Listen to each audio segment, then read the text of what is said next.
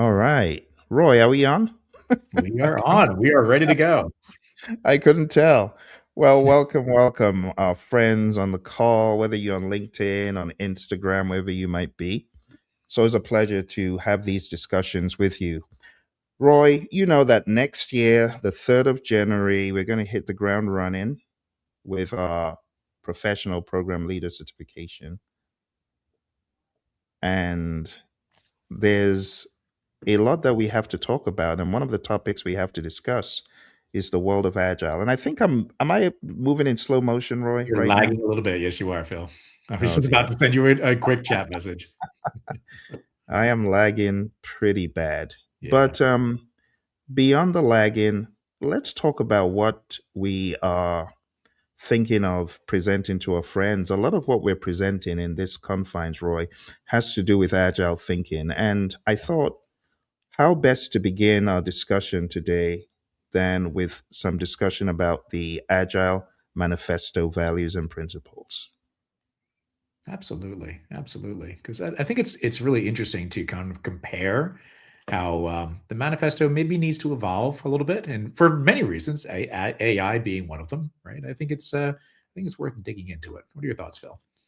I think so too, Roy. Why don't we jump straight into it? Let's talk about this concept, Agile Reframed.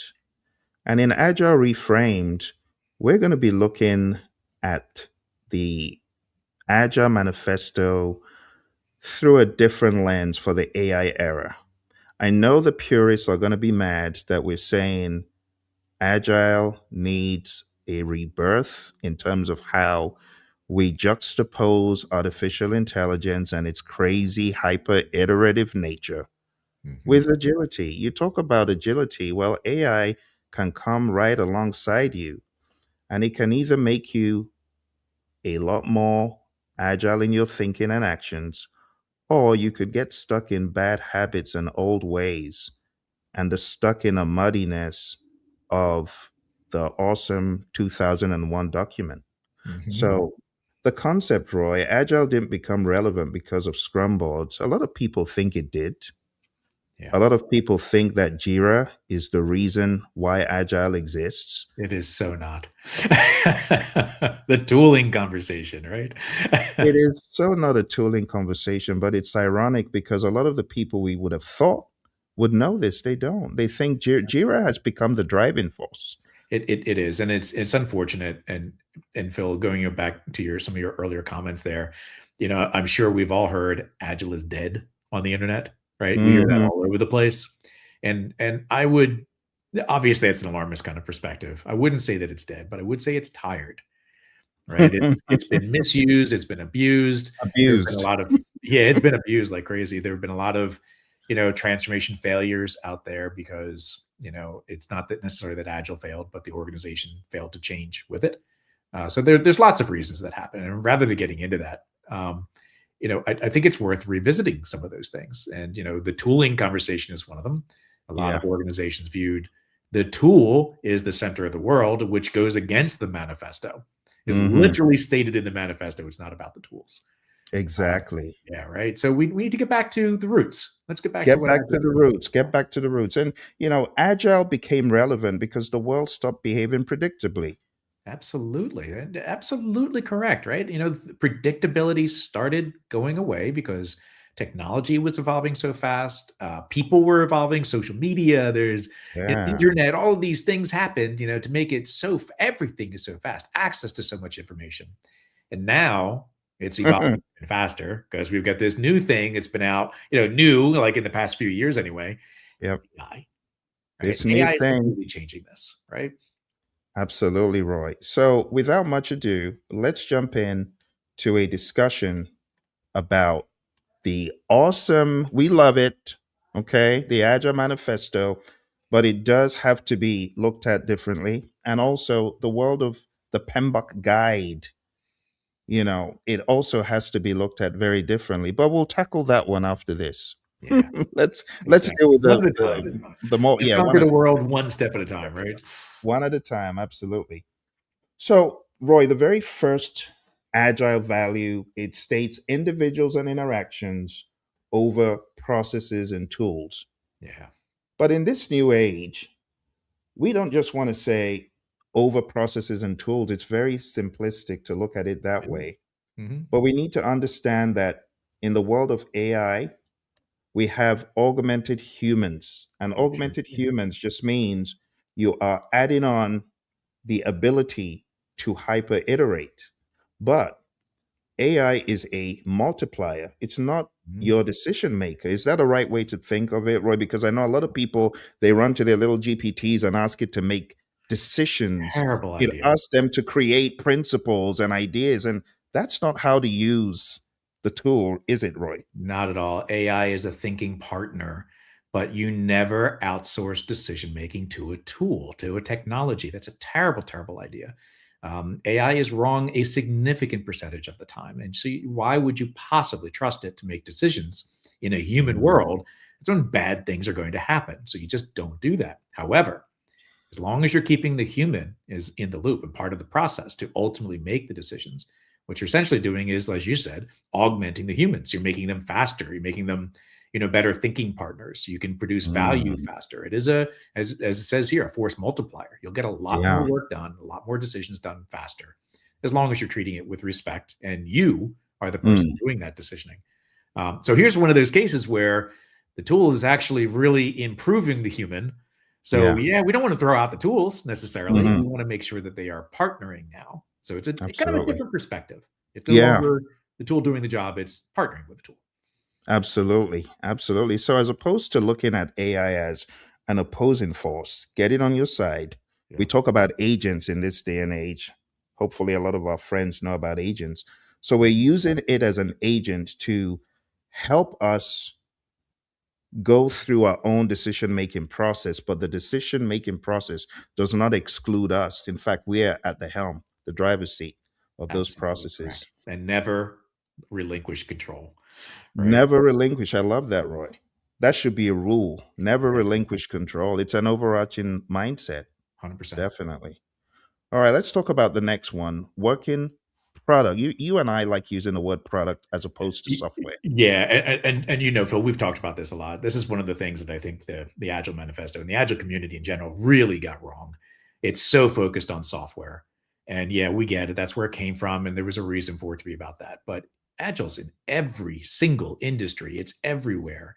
So stop the software focus, stop the technology focus, the tech focus, and let's just focus on getting work done. Right? It's about the work, Mm, it's the services, the products we're producing, not just about software. Right?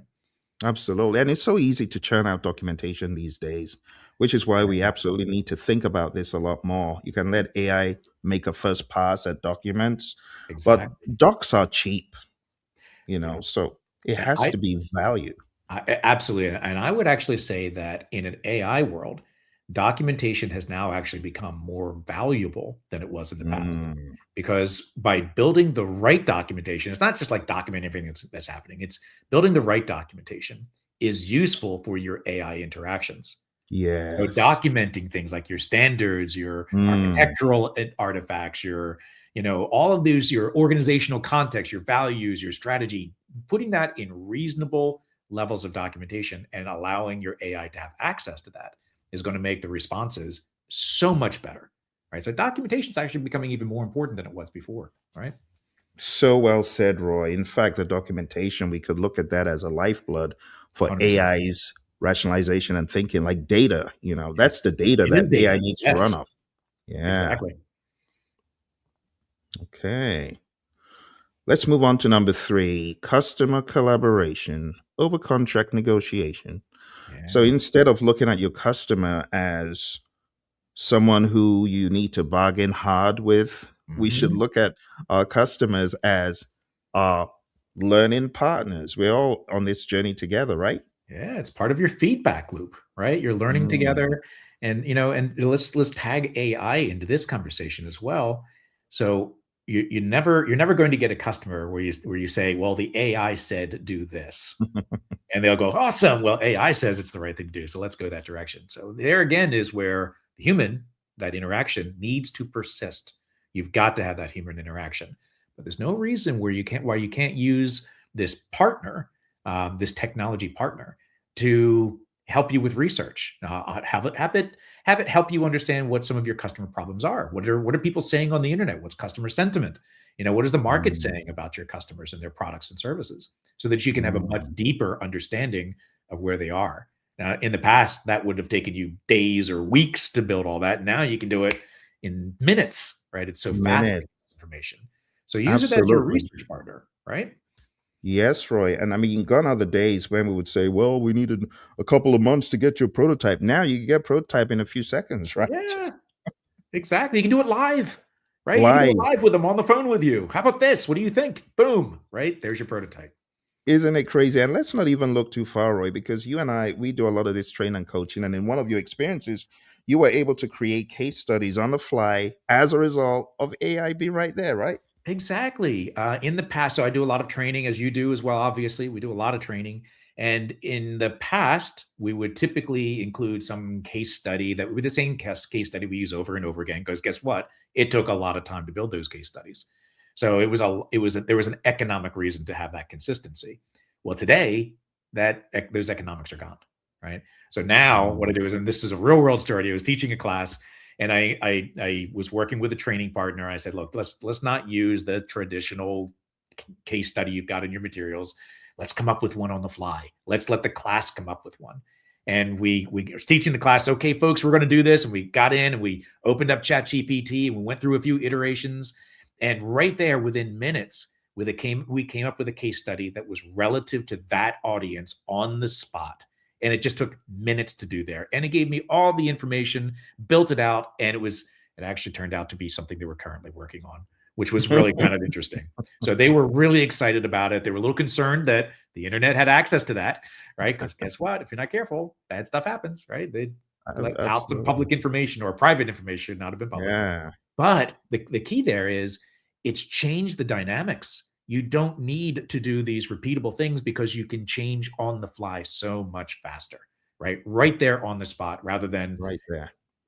thinking about it and making it canned. You don't have to do that anymore, right?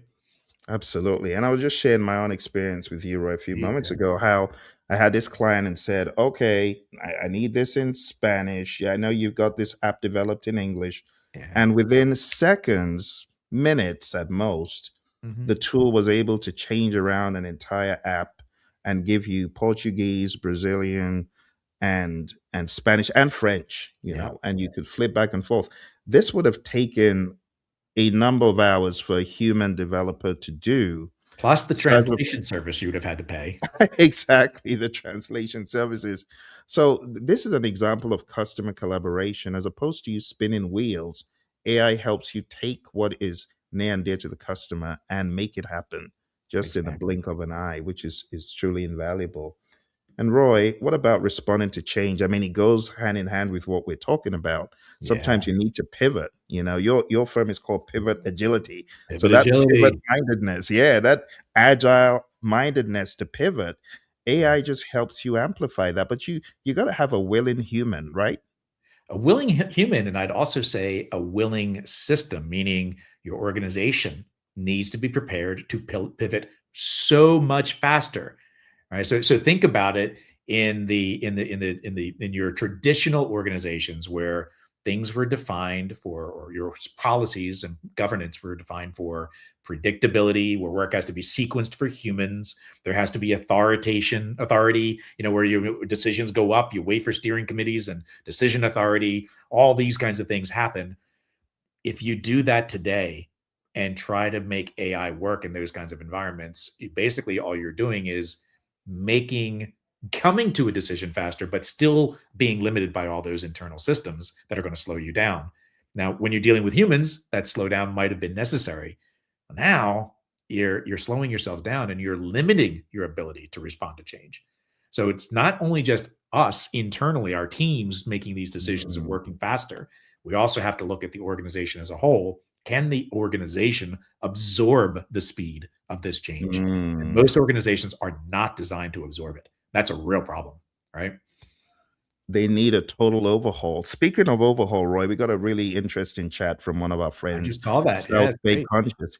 Yeah, so Roy, we've been talking about a number of concepts in Agile. But one of the biggest things that would help someone who wants to move from being, because you know, Roy, you were in this world. Why don't you Oh, answer yeah. our friend here? Give Yeah, so our friend I some was two the cents. software engineer for a long, long time. Okay, longer than I really care to admit. But I was doing it for a long time, so I'm very technical background.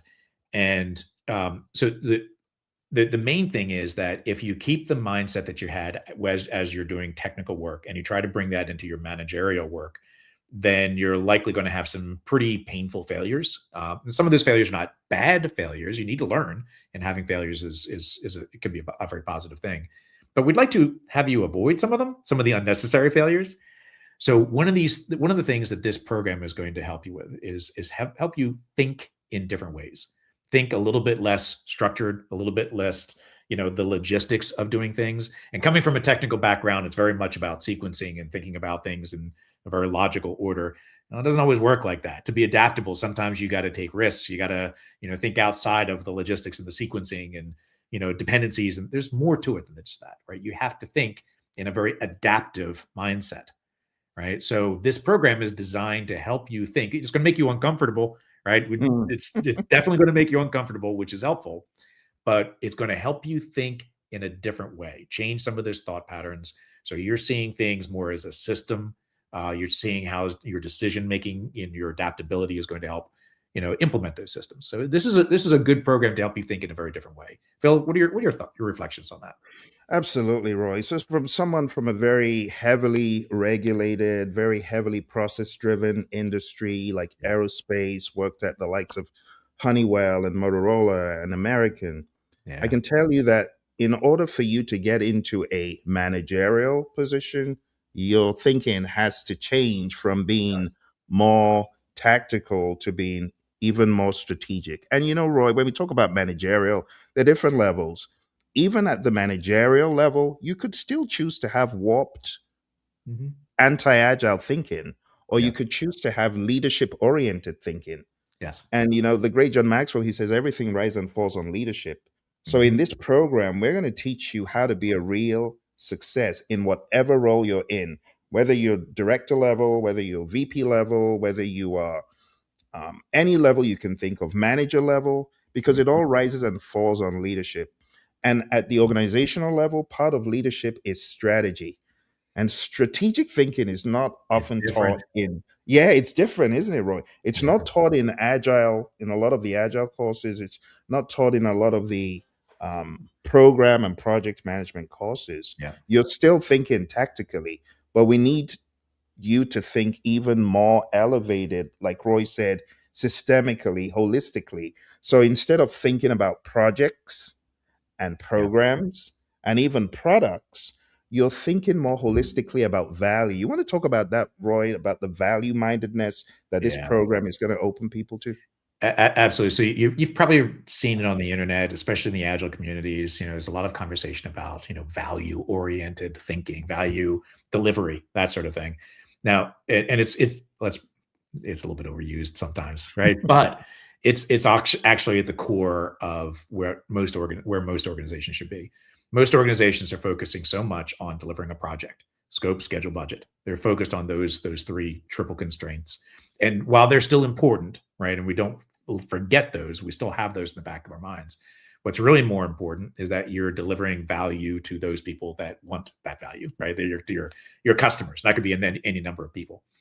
So it's really focusing on what is the right thing to deliver, what is the right thing to work on now, what is the right thing, what's the wrong thing to work on. Things that we can say, what, that's not going to help us. That's not the right direction for us to go. So let's either not do it at all, or maybe don't do it now, and we'll delay that decision for later when we have more information. So that value thinking is very different from the more traditional project oriented. I've got an idea, build a project around it, build a team, but you must deliver all this scope, off you go, without fully thinking through, is it the right thing? Is it the right thing now? Is it really going to get the response that we're looking for? What results are we looking for? What the outcome we're trying to achieve? Mm, The value thinking is very different, right? And this is going to help you with that. very different. Thank you, Roy. And actually, I look at this as a pathway for those who Yeah. are keen on elevating their careers. If you're looking to go from projects or from being an engineer into more managerial, as you put it, Yeah. so that you can actually lead. The word management is often misconstrued with leadership. There's a big difference. Big difference. Management, let me take the words of Steve Jobs, management is making people do what you think they should do or what you want them to do. But Mhm. leadership is helping people to do, to see the possibilities Yeah. of what they never even thought they could do. Like you help people to blow their own minds. That's Mhm. what leadership is about. It's an enabler force. And unfortunately, Roy, let's be honest, a lot of managers, they don't have the leadership gene because Yeah. it becomes more prescriptive and carrot and sticks. But in this program, Mhm. by the time you go through this residency with us, your mindset, your language, your posture, your confidence is going to so radically shift that you will be set to continuously evolve. It's kind of like giving people an elixir, Roy, for constant evolution, so that even if you wanted to go all the way to the top, to the CEO level in a firm, we're going to show you how you need to be thinking as opposed to thinking tactically, project Mhm. level, program level. We're going to get you to be thinking more portfolio and executive oriented. So there's a lot you're going to learn. There's so many nooks and crannies. We have PMIs, let's not forget, right? We don't want to Bring it discredit the into the great mix. work that our colleagues Yeah. have done, right, Roy? There's some Absolutely. great stuff in these books, but it's making it more pragmatic so that Mhm. you can speak the language. Roy, you want to talk about the language that this is going to help people to absorb and be able to Absolutely. practicalize in the boardrooms? So not only are there different thought patterns that we need to have you think about, thinking about things in different ways. Obviously, there's a whole vocabulary, right? So there's we talk about things in different ways. There are different words for it. You're going to learn things like value streams. You're going to learn about OKRs and the metrics that you might be able to use to help measure all this stuff. You'll understand the difference between traditional portfolio and more of a lean portfolio. You'll talk about roadmaps and how they differ from Gantt charts and these kinds of things. So we'll help you understand the language that you are going to need to know in order to move into these higher level positions. And also, if you're looking at strategy, what does it mean? What is strategy? What's a product? Right? These are kinds of the discussions that we need to go through. Right? So there's whole vocabulary, different way of thinking. That's going to help you get to that path that you're all. It's not just the next job we want you to get. It's Mm, jobs after as well. Right?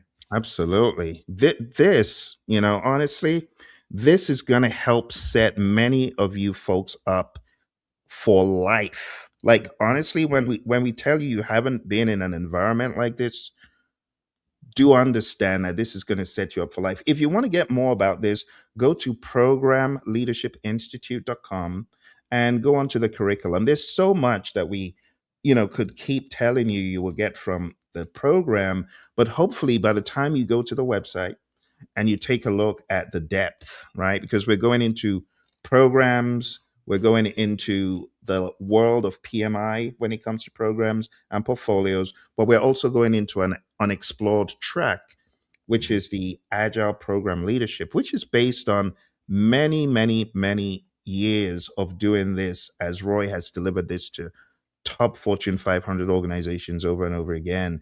You're going to be getting into the world of what I call the three P's in Agile: program, portfolio, projects. You could put in products, but it's through an Agile lens. And there's no literature about this out there. This is based on Roy's um, empirical information. Right, Roy? Yeah, absolutely. And I think it's important too, Phil, as you were talking about, we're not going to disregard the traditional approaches as well. It's Mhm. extremely important for Yep. you to not just understand where the world is moving to, but also where they are today, right? Let's Mm. understand traditional approaches. We're not going to throw all that stuff out, right? Yeah. We're going to keep that. It doesn't all go away. Projects aren't necessarily going away. Project Mm-mm. thinking might modify. It's going to evolve. Yeah. But these things, you need to have a good understanding of where we are today, what the value is in that, because there is value in those traditional approaches as well, Yeah. but also give you that lens where you can Mm. look at things from a more adaptive mindset so you can see where the world is going because it is Yeah. evolving and traditional Mhm. approaches are starting to diminish and these other approaches are starting to increase. You got to understand them, right? You gotta. And you gotta incorporate. You gotta incorporate, understand and incorporate So PMI is very big on the word hybridization these days. It's Yeah. because they know where things are going. It's Look at how changing. PMI acquired. Well, they didn't acquire. I think that's. Look at how they. Well, they've got their stamp on it, Roy. If you go to the Agile Alliance website, you Agile see PMI Alliance. all Yep. over it. But there's a reason why PMI did pivot.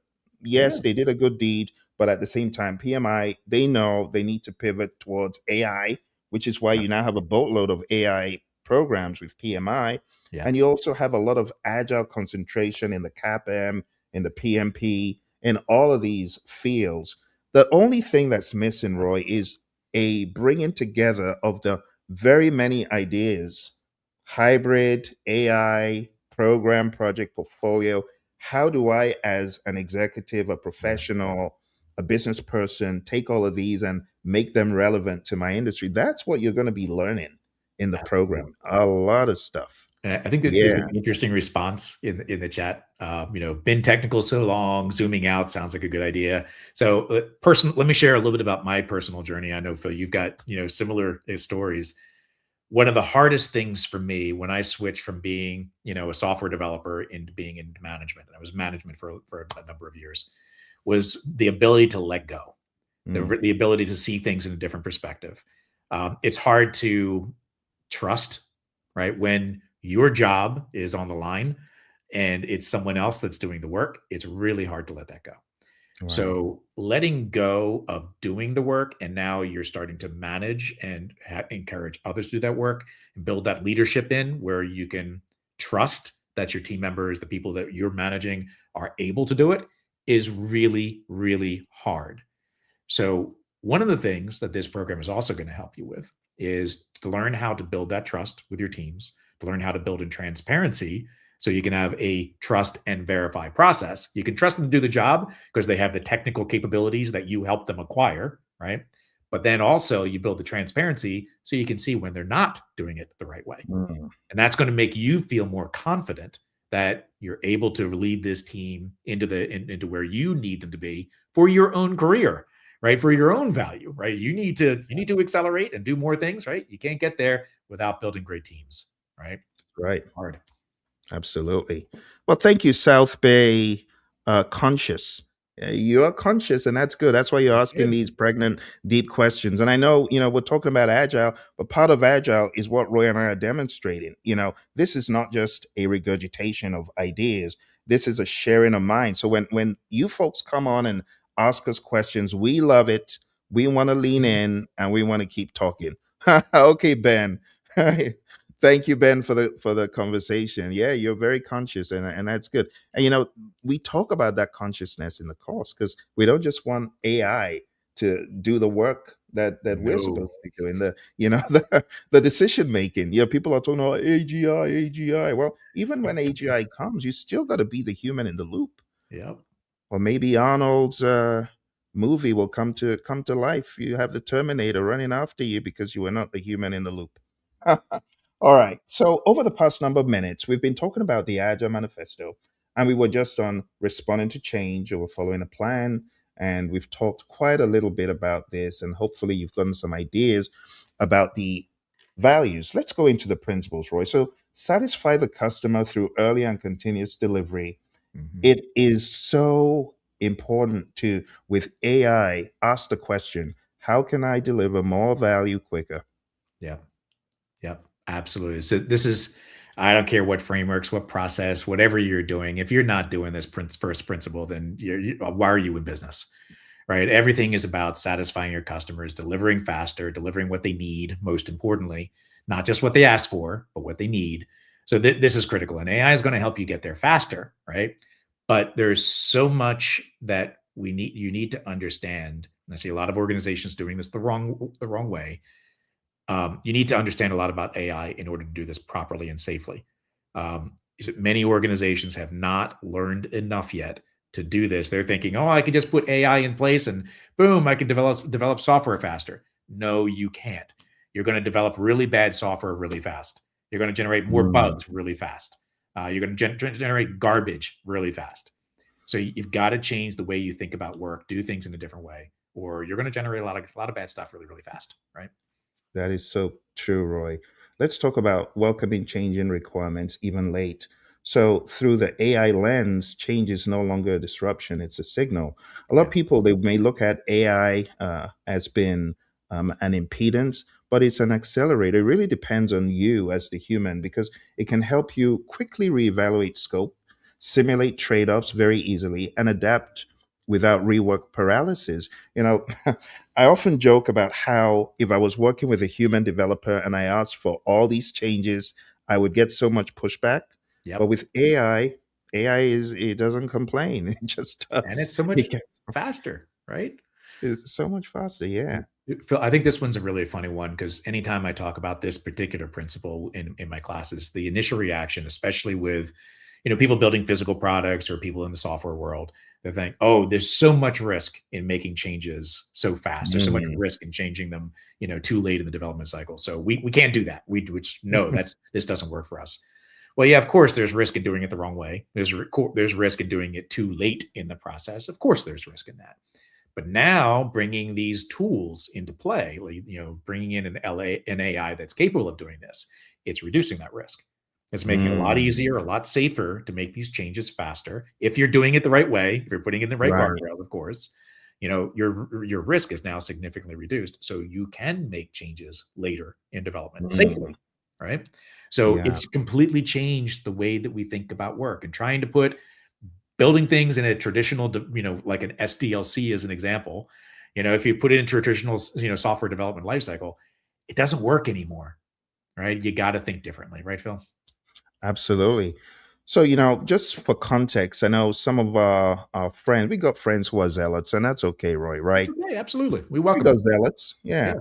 So our agile zealot friends, they might think we are, coming against the manifesto. No, we're only showing you that AI is an augmentation of the already great thinking, but you got to amplify the thinking even more, like deliver working solutions frequently. Well, in the world of agile, we want you to think about the hyper iterative nature of AI influenced projects. The frequency beats polish. Let's go to the old days of predictive where you would do everything to be picture perfect. Yep. Well, AI helps you beat that. I want to get it all polished. AI enables rapid scaffolding, fast Yeah. experimentation, low cost failure. You want to talk about that, Roy?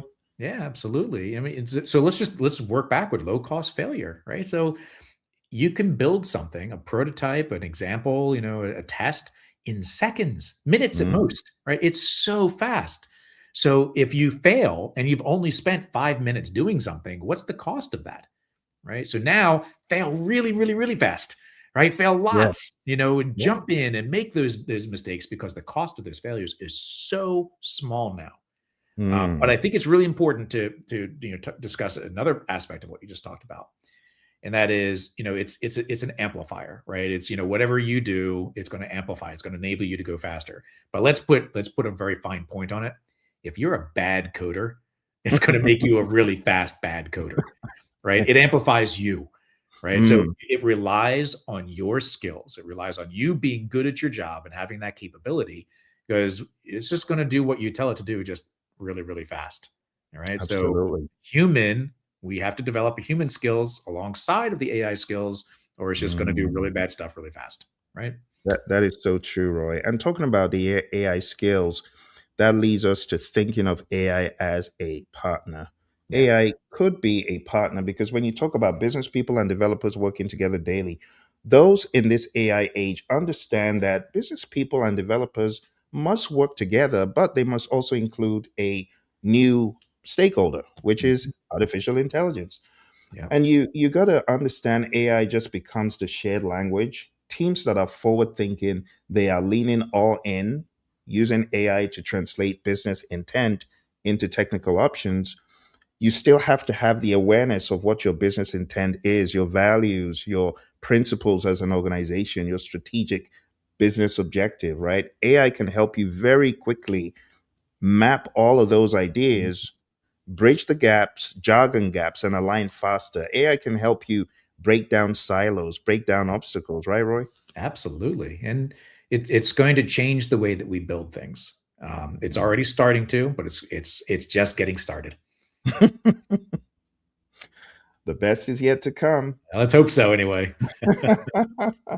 The fear mongering about AI is quite comedic because you have those on the sidelines refusing to pivot, thinking Mistake. that AI is gonna steal your data. AI is gonna publicly shame you, and all sorts of crazy ideas. Don't you hear that, Roy? Oh, absolutely. In fact, it was interesting just yesterday, actually. It was talking with a CISO, a chief information security officer at an organization. And we were talking about the risk of bringing AI into organizations, security challenges, that kind of stuff. That's his world. And he said, yeah, we actually are obviously concerned about it. And we need to roll out the right policies and the right guardrails to make sure we're not doing bad things. But he said he kind of compared it to the earlier days when organizations were moving from on-prem data centers to the cloud. He said the problem back Mm, then is they didn't understand. They didn't understand what it meant to go to the cloud. They had no policies in place to protect data that was actually public, that was out there on the mm, cloud. So they went through a lot of very painful things. Most organizations went through painful failures where they had breaches and all kinds of bad stuff happening. Well, they learned a lot from that. So now they're very aware how to try to keep their data private. They've got mechanisms in place to make that better. So there's an evolution that they still have to go through. They still need to learn a little bit, but it's a lot better than it was in the past. If we had tried this 10, 15 years ago, oh yeah. wow. Huge, huge failures, No right? But chance. now, the world's a little more evolved. We Yes. understand how to keep things private on the cloud, at least a little bit better anyway. Absolutely. Yeah, it kind of prepared us for where we are and has been part of the evolution.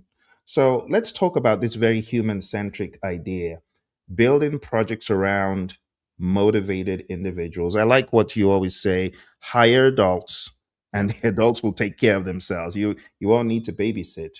But motivation now includes this cognitive relief.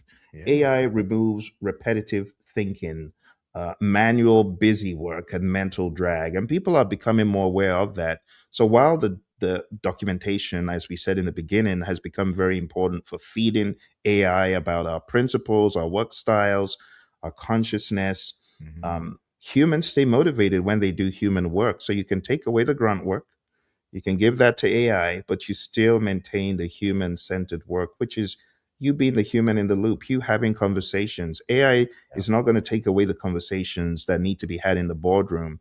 And when you're in the boardroom, you best come with your best self because you can't ask GPT for an answer. You will be you will be publicly revealed and shamed, right, Roy? I am not going to share the company, because it would be a very inappropriate thing for me to do, but I recently heard of a story where a, board member actually asked for a board agent to be installed so they can help them Oh my know God. what questions to ask, and it's Oh like, Lord. "Go," and they said no, they weren't gonna do that, which was the right answer, but those are the challenges that we're facing, right? We do have to be careful Oh of that. dear. Just a real quick story about the motivated individuals. So I have a friend of mine, very grumpy individual, and he was in a bad job. He just really did not like what he was doing, so he was pretty down. And I got him turned on to AI. And over the past month, he's really evolved and he's doing more and more interesting things. And he's been using a rapid prototyping AI kind of tool, similar to the Mm, one, actually the same one that you typically use. And he's mm, building these tools, this tool that he's building, and he's having a lot of fun doing it. And his wife commented to him, it's like, "You are the happiest I've seen you in years." It's like, "I'm doing something that I like." wow. And so motivation, bringing these tools into play where you can try and fail, and you're doing interesting things. You're doing Mm, things that they are interested in doing a lot faster. He said he would get into it and just forget about time. He was just wow. so excited about what he was doing and so motivated by using these new Mm, tools that it's changed his entire perspective. So wow. these tools should not be viewed as demotivators. They're Yes. things that can help you do the things you love doing faster and maybe take away a lot of the things you don't love doing. I love that, Roy. I mean, that just reminds me of Herzberg's theory of hygiene factors. Yeah. People are not motivated necessarily by the salary and all that. Taking them away would be bad. But Yeah. what really motivates people is having a self worth of what they're doing, Yeah. understanding the value of what they're doing, and being excited about it. So it just sounds like a Herzberg story all There over. you go. Exactly. Lovely stuff. And that takes us to another human centric one. This is what AI will not, should not replace. face to face conversation is great when you can have it, but when you're not able to, uh, so Roy, let's just talk about good old having the cameras on. It's not rocket science. This could help. This is where I've received the most pushback in agile training. When I give them the manifesto and I say, go at it, debate it, tell me what you don't agree with. The number one This that is always usually the comes up one. is this one. Yep. Is this one. And they're like, well, Phil, we actually work better because we develop together and we need to see a single shared screen and contribute in that way. So if we were to meet face to face, they would be worthless. But meeting online together, it actually is helpful. So have you had any pushback on this one, Roy? Constant, constant. We're Mm. an international organization. We can't meet face to face. The budgets aren't there for travel. It's like, yeah, absolutely correct. So guess what? You're going to be on a lot of Zoom meetings or Teams meetings or whatever electronic. So how can we make those closer to face? Turn your stinking cameras on. Right? And this is a risk that we may have as we're starting to rely more heavily on tools like AI as a partner. Mm. We might start to no longer have that human connection, right? Or Mm. at least it might diminish. Now that is a huge, huge risk. Human beings are social creatures. You've got True. to keep the human connection. You've got to socialize. So it's now even more important to build those Mm. socialization activities. Get on a 15-minute daily scrum call. And guess what? You're going to be talking less about work and maybe more talking about each other, sharing Yeah. stories, having a socialization time. The human Mm. aspect is more critical than it ever was because now you've got this AI partner that you're going to be talking with on a regular basis. That's not a human, Mm. right? It's just not a human being. I thought it was really funny. I think it was Sam Altman, made the statement that it costs tens of millions of dollars every year just saying please and thank you to your AI, right? Because of the compute and energy consumption, right? Yeah. And all that. And it's true, right? Uh-huh. People tend to whatever that word is. They make it treat it like a human, right? I'm having a hard time talking apparently today. Anthropomorphize. There Anthropomorphize, it is. whatever. So we tend to treat it as a human being, but it's not a human, It's and not. we need to remember that. And it might make us feel good. And it might because Mm. AI is notoriously sycophantic. It's like, oh, Yes. you're a genius. What a great idea. It's like, I just made the worst idea ever. And now you're telling me this is awesome. Let's go down that thread because you're making me feel good, right? Oh dear. So now the human connection is even more important, right? So that is one of my biggest concerns is that we're going to start losing that, and Mm. we got to keep it in check, we right? got to we got to consciously do everything possible, going back to face to face conversation and how people now use AI in the meetings. One of the most distracting things is having AI very visibly take copious notes on the side panel. Yeah, I don't think that's the best use of AI. So Roy, I want to lean into your yeah. ideas about how you can use Copilot to not just be a dumb terminal facilitator, but to Mhm. get it to be a little bit more even humanistic in its value it gives you. What do you have to share with us about that? Yeah. So what we're not really using these facilitation tools for, and Copilot Facilitator Agent is one of these things. We're not using them really to do analysis of the meetings. Great. I don't have to take meeting notes. That's awesome. That's a big help, right? It saves some time. I don't have to take notes as I'm talking. Now I can focus on talking, right? And sharing ideas. That's great. And it can take attendance for us, maybe do a meeting summary. Fantastic. But what about other things we can get from it? Why don't we ask it? So, who was not engaging? What decisions did we come to? Did we come to the right decisions? What did we miss? Right? Why don't you do some analysis of the meeting? And these tools will let you do that. You got to use it for that. You Mm, got to ask it, right? Dig in and ask for more analysis of the meeting. How did it run? What could we do mhm. better next time? Is there any reflections that we can dig deep into? What did we miss? Right. So Right. now maybe you can use these tools because one thing it does really well is it looks for patterns, right? Mm, Movement patterns, speech patterns. AI is really good at that, right? It's not a true understanding, but it's close, right? It's pattern recognition. It can help you do a deeper analysis of the quality of these meetings and maybe help you review or improve it next time or dive into mm. issues that maybe you forgot to discuss or didn't discuss. Maybe you could have dug deeper into Love things, it. right? I love it, Roy. So having more of a Kaizen mindedness than AI just doing busy work in the background. Exactly. I love it. and probably very useful if you were ever to do some sort of retrospection and if AI was in the loop, right? Think about project managers, right? That one of their primary jobs is facilitate meetings. Well, That's true. right? They could use these kinds of tools to get better at that. Mm, I love it. Okay. So Roy, we'll kind of step on the gas a little bit Yep, because I you got can see it coming up around the 1 hour mark when people start thinking about lunch, that it. kind of Yes. stuff. So, so working product, we say working product is a primary measure of progress. Activity is no longer evidence.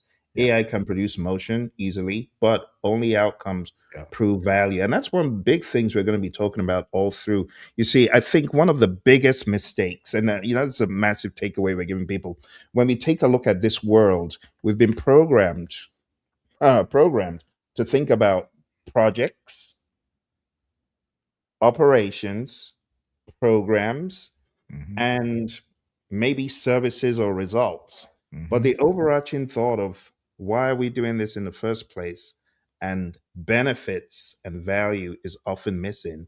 So when we talk about working product being a primary measure of progress, yeah, AI can produce motion, but it still goes back to that idea about outcomes proving value, right, Roy?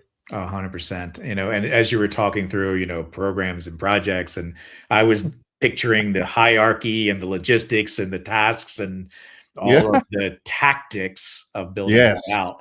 And nowhere in that was the statement of value and Mm. results and outcomes, right? And It's sobering, Roy. It's very sobering because it you have is. a lot of people doing stuff. And Yes. it's not that they're not getting outcomes, they're just not attuned to what the end game is in all of this. Yeah. When you think about it, is it someone else's job to think about those things?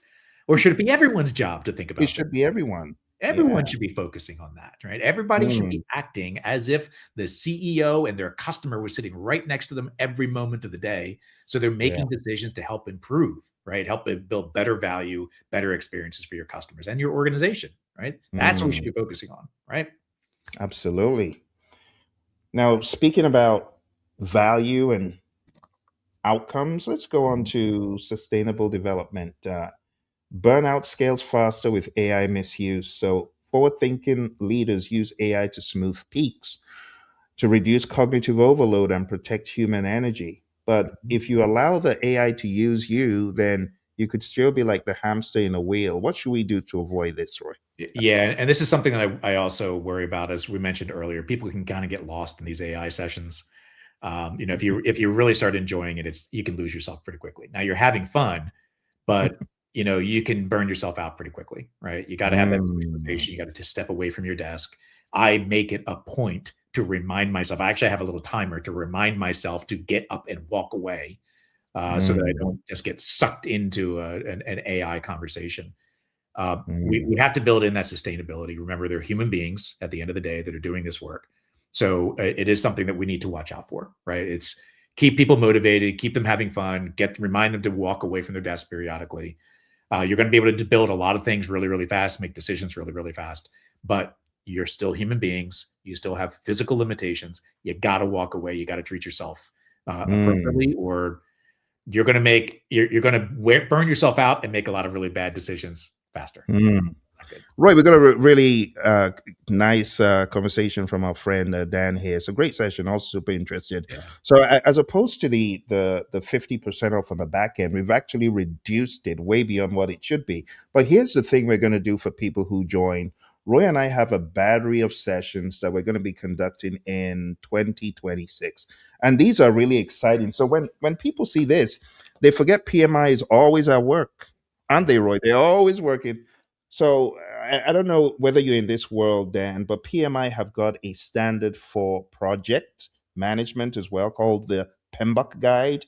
We're going to be doing sessions on that. Now, for those Mhm. of you who join this cohort, we're going to invite you to all of our other battery of sessions. So we have one on the Agile Practice Guide, second edition, which is going to be crazy. That's going to be really exciting because you see how Roy and I roll. We don't pull punches. We just tell it like it is. Mhm. And then we're also going to be breaking down PMBOK Guide 8th edition. And then we have other sessions that we might have in 2026 that are outside of the program confines that we're doing on 3rd of January. to June, we will invite you to those at no additional cost. So it would make sense if you're a lifelong learner who values the knowledge over, the finances. This will just be an absolute steal, right, Roy? Oh, 100%. And Ben, something to think about too is if you like this interaction style, where Phil and I are just kind of talking, this is the way we teach our courses. We don't have a script. This is not scripted, right? This is Mm. just us talking with each other, and we have an idea of the topics that we're covering. It's kind of the way that we teach as well. We have our slides that are the guides, but more of it is the discussion, the interaction. We invite people to say, "I don't agree with that." We invite you into the discussion. We want you to share your thoughts. So it's very interactive. They're a lot of I think they're a lot of fun. Anyway, we typically get those kinds of comments of that. Yeah, that was great. That was a lot of fun. We just have a blast doing it, and we also want to hear from you along the way. It's very different training. That's why we tell you it's residency style. You are coming to camp with us, and our mindsets and ideas are rubbing off on you. By the time you are done, your confidence level. Let's talk about this for a second, Roy, because you know what happens in a lot of these certification programs Yeah. is you get the stamp of approval. You are now a PMP or CSM or PSM or whatever you are, right? Yep. But when you go back, you're like, do I really have the understanding of how to pragmatize it? You see. And Roy and I have been there. We've been Oh, I've imposters got lots of ourselves. failed stories. Yep. Have a ton of stories. And you're going to be learning how we went through the peaks and the valleys, the highs and the lows, and you have the best of both worlds. You have someone who has been in the world of predictive, staunch predictive, earned value management. Some Oof. people don't even know what that thing is today because it's kind of eroded somewhat, but we have earned value management and the world of processes and very, very prescriptive. And I'm talking about being in the boardroom every week and speaking to senior management about your battery of programs and why your SPI and your CPIs are what they are. At the same time, you've got Roy, who's been in the very technical world of what language were you doing back in the day, Roy? Oh, Back dude, I started out with like assembly language years and years ago, and I did assembly language, then a very short stint with Fortran, and I went into C and C sharp and C plus plus and Java and all those languages, and then eventually just said, okay, enough. It's time to move on to other things, and became a manager and moved away from it. But and you yeah, were in banking, isn't it, Roy? yeah, I have a lot of background in banking. Yeah, that wasn't my original start, but yeah, I was in the finance world for a long time. Yeah, I worked at Citigroup myself. So you got two instructors who have had very diverse careers. One extremely predictive, one extremely technical, and moving into the world of agile and going through the whole evolution of bringing agile in to transform the firm and moving away from that into more agility focused pivoting. Right, Roy? Yeah, yeah, absolutely. And now, the work that I do is more about helping organizations learn how to do these things that we're going to be teaching in the course. So my whole career is based on helping organizations design for adaptability, to be able to change more frequently, and maybe along the way treat their employees a little better too. Right. Absolutely. So going back to your question, we have already done the front loading of value. You're going to have so much value from this program. It's going to be mind blowing, but not just these sessions. Like I said, we will invite you to other things we're doing. So how's that? Okay. It'll be lovely to have you.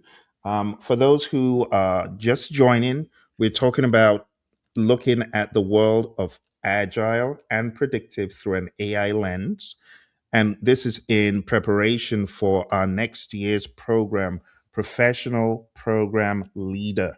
There is nothing like this out there. Trust me when I tell you, if you've heard the name John Maxwell, I'm a John Maxwell certified speaker, coach, trainer, and author. And I will be bringing in John Maxwell's principles and ideas. We have a very robust curriculum. Look, if you've ever wanted to learn leadership, you're in the right place. There's Mhm. a lot of people who think leadership is management, but it's not. This program will help you demystify all of that.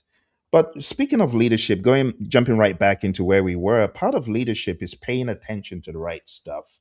So technical excellence and good design, right? Paying attention to that, it enhances your agility. but AI amplifies both excellence and slop. We have this term, Roy, AI slop. Well, Yeah. AI slop is what it is if the human in the loop is sloppy. Exactly, exactly. And I think this is probably one of the biggest mindset shifts that people are going to have to adjust to. And that is, the job of an engineer, and that's the same in any industry. I don't care whatever industry you're in. If you're an engineer, your job is going to change. It's no longer about doing the work. Now it's more about describing how to do the work. Mm. So it's kind of like meta engineering. And maybe I should coin that phrase. I kind of like that. Ah. Right? You're describing how to do the work, right? So now your design is more important, your guardrails are more important, your standards are more important. So part of your job really becomes more about teaching someone, in this case, often an AI, how to do the job for you, Mm. right? So if you're not good at that, if your organization has got not good at defining the context of how to do work, and you're going to have some problems with AI. It's going to build bad stuff because Absolutely. you haven't defined the standards. Absolutely. It goes back to echo the great Steve Jobs, who said, design is not what it looks like or what it feels like. Design is how it works. You have to understand the inner workings of what you're doing. And it's that mindedness, as Roy was saying, that meta engineering mindedness. It just has to permeate in this day and age. Otherwise, you will be left behind. All right. Mhm. Because the world of work in engineering is evolving, right? And it's getting more down to being a superior prompt engineer, not just an engineer, but a superior prompt engineer. And Exactly. prompt engineering requires a lot of energy and a lot of focus. It's not just, oh, throw it over to AI and ask AI to build it. You have to describe it Please in don't intricate detail, do right, Roy? that. Oh dear. Okay. And speaking of that, Roy, let's go on to simplicity. How should we think of simplicity, the art of maximizing the amount of work not done? People always struggle with this. I think this is probably one of the top three that I Yep. get pushed back on, like, Phil, slow down, slow down. This doesn't make any sense. How would you help people unravel this one, Roy? Yeah, I think there are really two lenses or two perspectives on this one. One of them is, as it says here, AI temp success. So you can easily generate a lot more than you actually need, and it's going to be very Mm. tempting because it's very fast, right? If a client doesn't ask for something and doesn't need it, then you don't do it, right? You still need to focus on what's the most valuable, and it's not always, hey, this is cool, right? Mm. Tempting. But here's another perspective of this is that I've seen this happen when I teach prompt engineering courses. They try to build the perfect prompt. So they don't actually iterate. They don't, say, start with a simple prompt and grow it. They try to put everything in their very first prompt. And guess what? The prompt still stinks, right? It's still a bad prompt. So you have to really get into that iterative mindset, not just in doing work, but also how you interact with your AI. It's an iteration, it's an iterative approach, and you're going to do lots and lots of bad prompts, and you need to get Hmm. used to that. And it's okay. It doesn't matter. So because it's so fast to change it, right? Mm. So correct, Roy. There's this syndrome, I just call it the gourmand syndrome, which just means greedy in French. You can become so greedy with AI that you want every feature. Back in the day, the product owner would say, okay, let's prioritize this thing. But instead of having that hat on, you have the gourmand hat. You go to the bakery and you want all the scones and all the cakes.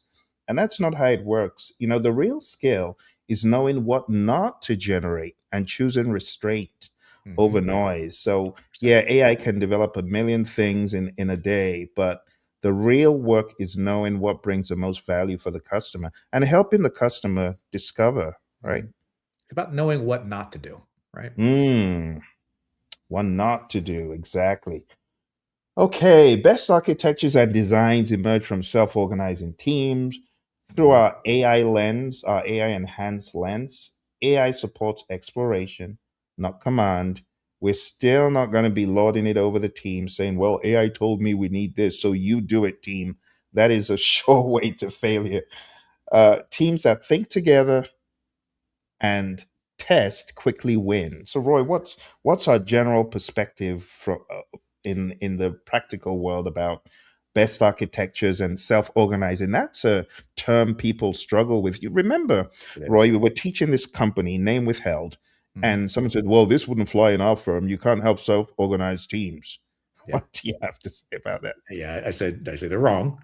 And yes, you absolutely can have self-organizing teams. What it requires is a different managerial and leadership mentality to enable Mm, those self-organizing teams. And the challenge is many organizations are top-down structure, hierarchical, making the jobs easier for management and leaders rather than making the job easier for the people doing the work. I always find mm, it funny that we in organizations we're typically very hierarchical. We organize based on skill sets and all this kind of stuff. But the reality is work doesn't fit neatly within those lines of the hierarchy. The work tends to span across the hierarchy. And then we build in these complex processes to enable it. And then bad things happen, right? So mm. self-organizing teams, still important, still need to do it. Absolutely. All right. And we have our final one. And this is a favorite because a lot of teams, oh my goodness, if only they did it, Roy. If only they did this privately and Mhm. publicly as a team. If only they retrospected. If only. But a lot of teams, they do the same thing from Yep. Q1 to And Q4, complain about it. expecting a different result. Yes. And they complain about it Yep. instead of having this reflection lens, right? So Exactly. teams, the idea is to retrospect and do it privately, but do it as a team. Yep. And reflection is now data rich. When you reflect, when you have the right data to reflect on and you use AI as an amplifier, it's just going to help you spot bad patterns, Yep. surface blind spots. It's going to help you improve faster.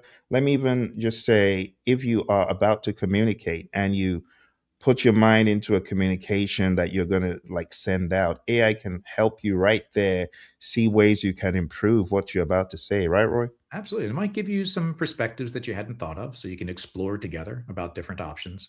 And I think this principle number 12 becomes even more important, not just getting together to reflect, but reflecting individually continuously.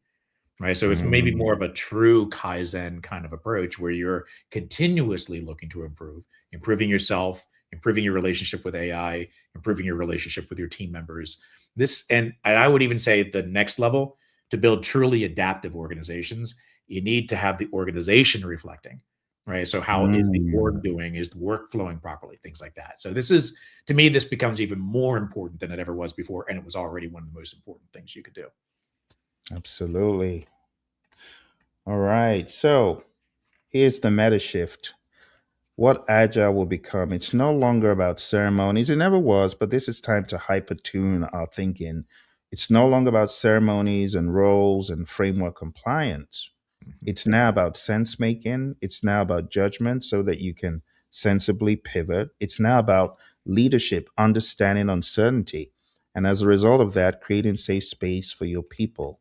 It's about forward thinking principles, right? AI accelerates delivery, but still humans will define the direction. Yep.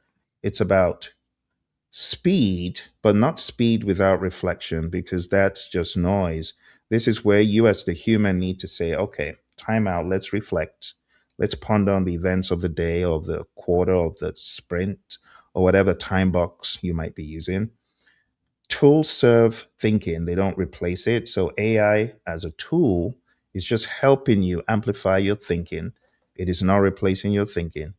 When we talk about value, it's all in the overarching outcome. It's not in the artifact. You can have tons of artifacts that no one is using and no one's getting value from. The overall value is what matters. Outcomes, not artifacts. What Mhm. other high levels of thinking should we be pondering on, Roy? Yeah, these are key items. Something I would encourage people to think about too is there's a word that we're going to be using a lot during our session called flow. Hmm. You need to think about how work flows across your organization, across your team, where your bottlenecks are, where you need to do rework. You need to think of it as a system. Your organization is a system. Your team is a system. So this is literally called systems thinking. And that flow mentality is really important because you're focusing on reducing those friction points in getting work done so that it's smooth and clean and fast from idea to delivery as quick as possible. So that's something we're going to talk a lot about is how to enable proper flow in your organization, what signs to look for, and what to do about it when you start seeing certain signals, right? Mm, great stuff. Okay. Well, at this time, we're almost done because We've done a lot of the work, the groundwork for the PMBOK guide reveal. I know some people just want to hear, okay, Phil, how should I look at, through the AI, how should I look at PMBOK? Yeah, we're coming to that. But any questions? We want to take any questions you might have. Questions, comments. I didn't even check on LinkedIn, Roy. I should have. You I know did not. why I I'm not normally doing my check? job, Bill. I normally check on LinkedIn because it's funny. People could chat all day long on LinkedIn and it doesn't come through for some reason. And Instagram, I've kind of been keeping an eye on Instagram. But let's see. Okay, I should have shared this in Instagram. My bad. All right. So I just shared one of the links that I've been referring to quite a lot on Instagram. Okay, let's go to LinkedIn. I don't see any red. Oh, I do see some red alarm bells. Let's see. Um, okay. Yeah. Yeah. I don't see any immediate LinkedIn messages. Yep. But we are taking questions now. So if you have any questions, any ponderings, any thoughts, do share them. But we're very soon going to be pivoting to the world of PMBOK. Okay, I don't see anything. So let's do this. Let's bring up one of my favorite mediums. I love to do things with whiteboards because it just it just helps. So as opposed to doing things with text and slides, let's use this whiteboard system. And this is where we are going to pivot to discuss the world of PMBOK Guide. So I'm not sure if you folks have looked at the new PMBOK Guide 8th edition. PMBOK Guide 8th edition has retained the structure of the 5 process groups, and that has not gone away. And I really want to lean into those higher levels of thinking of PMBOK Guide because we can get lost in the, oh, well, it's integration. No, it's governance. Oh, it's cost. No, it's finance. No, I don't want to get into that tunnel because we could be there all day, which is not going to be very productive. But let's jump into this other world here. Let's see. Okay, let's remove, let's stop, and let's share this one. Here we go, Sideboard. Okay. So we're gonna share on the screen. So when we think about PMBOK, Project Management Body of Knowledge Guide, it's broken down at a higher level into step one, initiate the project. Initiating.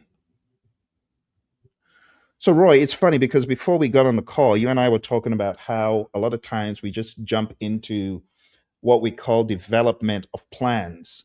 Hmm. But in the world of evolving technologies and artificial intelligence, it becomes more important to say, hold on, before you authorize this thing, how about a little bit of analysis? Yep.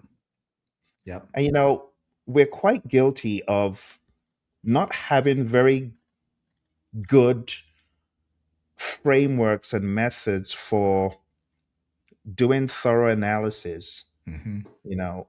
But in the world of agile, I think there's some tools we can borrow. Oh, yeah, absolutely. There are, things like value stream analysis. There's, how about, just seeing if we align to strategy? We tend to initiate projects very quick. Well, I'm going to say very quickly, but often projects don't get initiated fast. We initiate these things without seeing if it's actually really going to help us move the needle on our strategy. There are executives and others, they spend a lot of time trying to figure out where they want to go as an organization. And a whole bunch of projects wind up on your portfolio. And do they actually really align? Do they actually really do anything for your strategy? There's a bunch of things we should think about before we initiate a Mm, project. And AI can help us with that.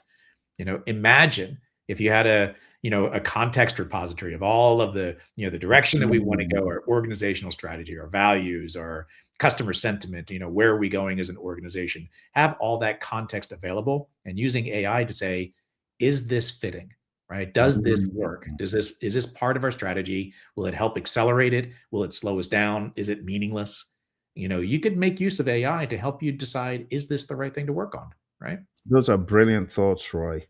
So let's put some ideas here for a friend. So when you're thinking like that in this new world of AI, as Roy was alluding to, you got to ask questions like, okay, can we predict feasibility? Should we Mhm. do some benefits realization forecasting? Let's move from intuition, just dumb luck and hunches, to evidence based go or no go. AI can help you immensely. So I think one of the things that is missing in a lot of the conversation is what precedes initiating. Because anyone can develop a project charter with the software available. You can just ask GPT, create a project charter, or PMI's Infinity. PMI has Infinity. Mhm. Some people use it, and it's a good tool. But if you're using the tool without insight, you'll keep doing the same thing. Yeah. Whereas you should be asking, "Am I doing the right thing?" So that's And I think it's initiating. important that AI that you just mentioned, it is a good tool, but it's Mm, trained on PMI data, not trained on your organizational data, right? So if you can absolutely. add that and your organizational data, now you've got great Mm, confidence, right? empiricism, that data, that tested and tried. Not just, oh well, ChatGPT told me, but is Oh, it based yeah. on the proverbial ChatGPT told me? You can't Yep. you can't keep doing that. You gotta evolve. All right. The next thing, Roy, that we do very well, maybe too well for our own good in the world of PMI, is planning. Right? We talk a lot about plans. Oh my goodness, Roy! If I started telling you the plans that we have, well, you've worked for some of these firms, so you've probably heard it.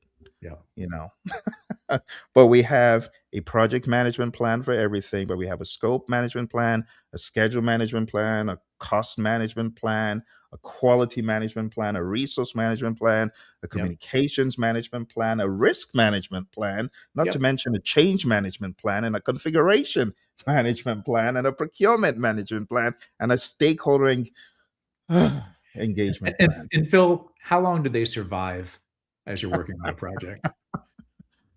Honestly, Roy, the question needs to be, do you even refer to these plans And they never do. once? Yep. I worked on a project, Roy, and I'll keep the company confidential to protect the non innocent.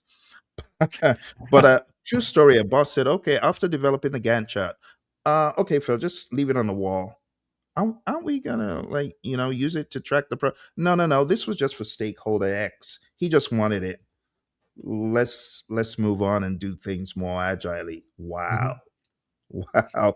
And that's the sad reality. A lot of times we develop these big old plans that are valueless to Yep. us as a team, valueless to many of the other stakeholders. People cry for a lot of stuff. And then you end up developing these big old Gantt charts, these big old plans, and they're not being used, or Yep. they're being used the wrong way to hold people to the fire as Mhm. carrot and sticks.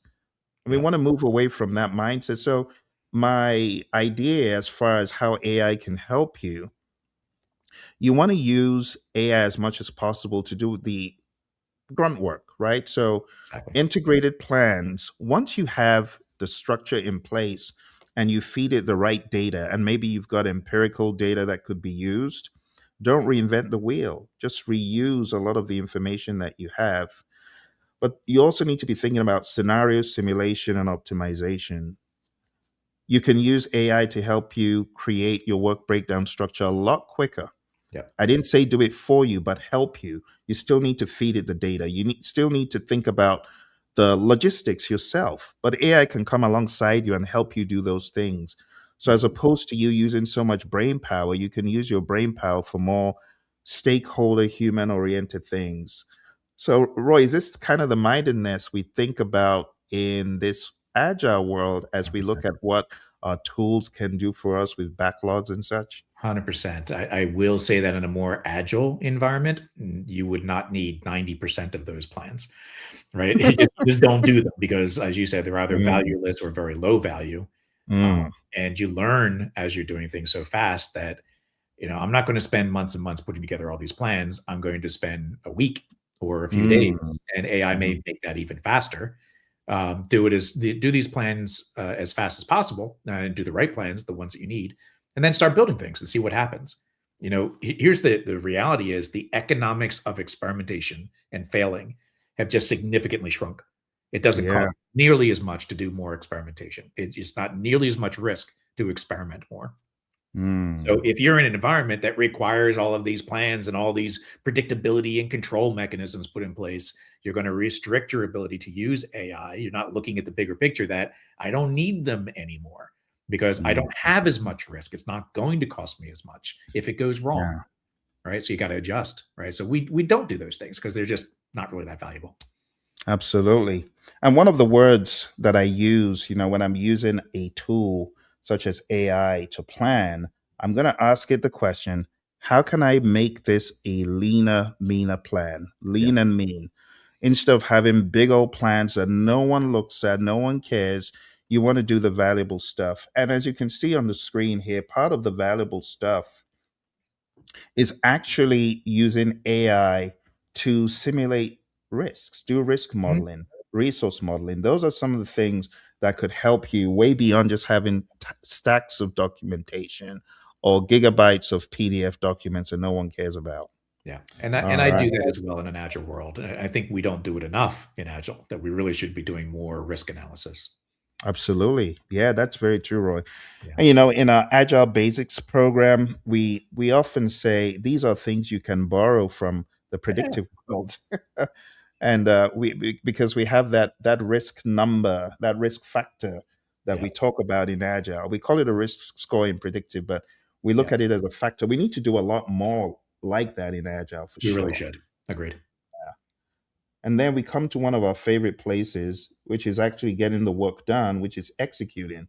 Mhm. So you as a project leader, if you really wanted to use AI to amp up your leadership, because executing is getting the work done, but you are not the developer, right? You're not one of the developers typically. You could be, but if you are more of a leader, here's some of the ideas you could be thinking about. So, what can AI help you do? It could help your thinking in terms of task prioritization, recommendations. You should still own the final decision of prioritization. It's like a 100%. product owner saying, "Oh, help me, AI, tell me what to." No, you as a product owner should first come to the tool. What I typically do, Roy, before I use the tool to pivot, I have my own ideas, and I Yes. deliberately do not share my ideas with AI. I Mhm. want to keep my ideas to the side, and then I ask it when it has given me its AI non-human response. I'll like give it my idea and say, bottom line it with this. What do you think about this? I have to be honest, a lot of times what the AI has plus what I have makes a lethal mix, a crazy, awesome mix Yeah. that will help decimate any doubt or any problems or any risks. But if you just go with, oh, AI, tell me what to do, almighty AI, you don't get very good output that will be as Exactly. good as you and the human and the AI. It was interesting, Phil. Yet I have been asked to create a collection of case studies to help sell agile coaching and things like that with one of my training partners. And I immediately went to ChatGPT and I said, "Okay, I need to build some case studies. Let's do it together. Would you like my client list to start with, so that we can, start building case studies?" And I've been interacting with ChatGPT long enough, and we have an interaction style that we're Mm-hmm. both familiar with. And it said, "Well, actually, I'd really recommend instead that we build the patterns, the archetype of your case studies, and then we can apply your clients to it later." And it said, "Here's the reason I came up with this, because I tell it, why you're doing Mm-hmm. things." And it came back with some Harvard Business Review articles that suggested that this is a better approach to doing case studies. So I said, "All right, let's find out. Let's explore together." And I asked to take the lead, ask the questions that it needed to in order to generate this. And it said, "Great, fantastic." Gave me a list of questions, filled out the answers, and it led me down the path. And guess what? It was really good, right? I Mm. never would have thought of doing that. So here's where discovering an approach rather than saying, I want to do this. Let's do it. Mm. So it's using it as a thinking partner. It's because it has Yeah, access to all of those articles, right? All those that's ideas, true. brilliant people, a lot smarter than us, right? So we can Exactly. say, here's what this person thinks, or here's where this what this organization thinks. Cool, let's try it. Right. Mm. That's the way you use AI, right? Thinking. Absolutely. I love that, Roy. I love that story. It's a very, very practical story that people can take away and see the power in it. Yeah. Someone once said it's like having 1,000 Einsteins and the Da Vinci's and just name it. It's like having them in your pocket at your beck and call to just say, "Hey, I know you know this. Yep. This is Figure it my out. idea. What do you got?" Yeah, Yep. Exactly. and that's how to use it as a partner. So Yeah. in executing, you can use it for recommendations. Great for real time performance monitoring if the data is clean. You got good data, could be very helpful. Automated documentation, virtual project assistance, just so invaluable. And I hate to quote the numbers, but SAP had a staggering, no, not SAP, Salesforce had a staggering number of AI augmentation Mhm. initiatives and how many human hours they have replaced. But those are tedious human hours that can be used somewhere else. Yeah. That's how I like looking at it. Instead of being bogged down by AI is taking away my job, I like looking at it like AI is taking away grunt work Yep. and another human will take your job, not the AI. It's another human that knows how to leverage AI that takes If away people should jobs. be thinking about it is how can I leverage AI to so it can do the things I don't like doing, Mm, right? Let it take away the grunt work. That's the good use. absolutely. All right. So we're going to shift from manual coordination to intelligent execution. When you do that, the problem is the data. The data is always a problem, Roy. A lot of firms, they don't have the data that could be Yep. so liberating for their people. You know, if only they had the data that could help. But if they had the data, they could move away from a lot of manual, menial stuff to Mhm. more automated stuff. All right. The next big bucket that we have here is monitoring and controlling. Mhm. And going back to us speaking about data, data can help you wildly improve in these Critical. areas, right? Let's talk about continuous performance tracking. So, Roy, in this agile world that we talk about, I'm not sure what Jira has or what any of these version one. I'm sure they're trying wildly to pivot to AI. Do you see that? They are. Jira, Atlassian has, the tool, I think it's called Rovo, which is built into Jira. Mm, Um, I would let's just say that it's an early version, right? They still have a okay. lot of improvements that they need to make to it. It's a good start. I'll give them that. I don't use it much yet, right? But I'm hopeful that they get better and better at it. Mm. Yeah, I mean, it just makes sense, and I don't begrudge them. Everyone No, should, no, not at all. yeah. It's an early adoption. It's not a bad tool. It's Mm, just I'm not getting the value out of it that I'm looking for yet, right? mm. Eventually, I will. Gotcha, gotcha. All right. Well, goes back to what we're talking about here. Continuous performance tracking, predictive variance alerts, where your systems that you build. Roy, we're just talking about how many organizations are investing hugely in AI technologies and frameworks because they know that it's the way forward. Automated corrective action suggestions. You're not going to get all of these awesome bells and whistles if you don't have good data. Yep. KPI anomaly detection, AI can help you with that. If your KPIs have so much variation, they're not adding up. AI, I'm talking about millions and millions of data points. AI can very quickly sum up, hey, this doesn't make sense. This is not adding up, Mhm. right? So we go from just using lagging indicators, and there's nothing wrong in lagging indicators, but we go to using leading indicators, right, Exactly. Roy? Yep, exactly. You can do it, it would take you typically a long time to do it manually. AI can do it instantaneously. Absolutely. All right. Well, we're in the final one, and then we'll take any final questions. But the final one is closing. Now, this is one that is very front and center of projects. But when Mhm. we're thinking in terms of value and more, and in an agile mindset, it's not something that we typically focus on. No, Is it, Roy? no, We don't no, have some it's closing. not very useful in the agile world. It's not, for obvious reasons. The value continues, Yep, right? So we talk about DevOps in that world, and it just takes away the need to be thinking of closing. yep, But in terms of closing in a PMBOK focused environment, continuous performance tracking is important. Don't just look at the end result. Try to understand why you got the results you got. Predictive variance alerts could also be helpful. Um, Actually, I think I'm repeating what I just did here. Excuse me. This is this is going to be replaced. Let me replace yep, this. yep, yep, Okay. So there are some similarities, but we're going to go beyond the mhm, tracking and metrics to more lessons learned extraction, yep, knowledge base updates, benefits realization validation, which it hardly happens, to be honest. We're so focused on getting to the end goal, and the end goal is completing the project on time, on budget.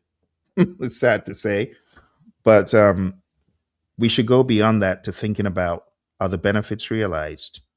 We yep, can then benchmark for future projects, and we shift from administrative closure to organizational learning. This is something the PMI has always advocated, this piece, hmm, organizational learning. But in a lot of the firms that I have trained in, I find the whole lessons learned retrospective pretty much being non existent, yep.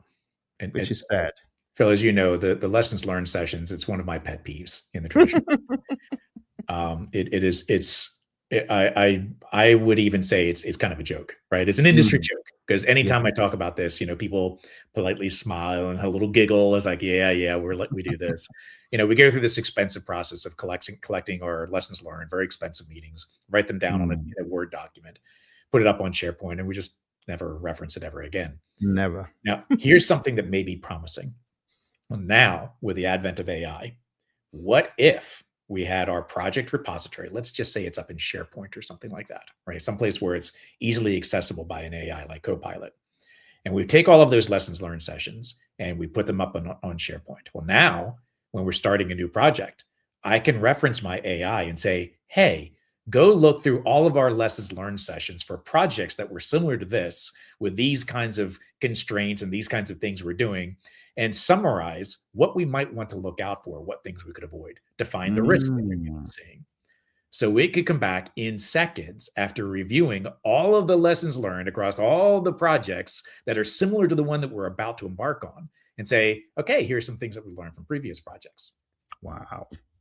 That would be invaluable if someone has built that, Roy. Yeah, well, it's easy to build too. That's the cool It's part. easy. That's true. It's easy. Because can Copilot like go through SharePoint and It can find? natively access SharePoint with all of the restrictions and governance already in place in SharePoint. Wow, If you don't have access to things, it maintains that. So it's built in. All you got to wow. do is set it up properly and start using it. That is just mind blowing. And honestly, I'm sure a lot of people listening, we just ignited a spark where they're going to go back and look into their SharePoint repositories. And, lessons learned. The bad thing about it, like you said, Roy, is it could have been done a lot quicker, a lot sooner, a lot all through the project, which will add even more value. Like we take that from the world of agile, retrospectives over lesson learned, Mhm. just find out and pivot quickly Yep. every sprint as opposed to. So Roy, based on your experience in the real world of agility, are people still okay with time boxes and iterations, or are they Yeah, moving away? absolutely. They're okay with it? They're still okay with it, and there's still a lot of people that feel very comfortable with the time boxing and, things like Scrum, the frameworks, Hmm. things like that, and Yeah. that's great, right? I'm not saying get rid of those, but you also are starting to see a shift in continuous approaches like Kanban, where Mm. now organizations are thinking, this Scrum thing is really good and it's really helped us learn, and it's changed some thinking in the way we do things. But you know what? It's a little restrictive for where we are today, and maybe we need to open it up a little bit. And they start shifting more toward continuous value approaches. So it's changing, right? And I find that to be a very positive thing. The world is maturing, we're evolving into new ways of doing things. So, I think we're moving away from some of those time boxing techniques. Lovely stuff. Well, thank you, Roy, for all of your insights, and thanks to all of our viewers who have come through. Those of you on Instagram, those of you on YouTube, thank you very much for joining. If you've got any questions, now would be a great time because we want to take any final questions you might have. Questions, comments, concerns? I don't see any. Well, I'm just going to say from me, thank you very much. We look forward to seeing you, those of you who are going to be jumping on the wagon and joining us on the 3rd of January. Take action right now because what you're seeing is a temporary placeholder price, which is in existence right now, but it will be going away soon. Now's the time to take action. Just to remind you where to go to programleadershipinstitute.com and go through all of the details. If you got any questions about it, you can always send an email to info@praision.com. If you would like additional discussion, you got the phone number there. Let us know how to contact you. Even over the weekends, feel free to do that. Reach out.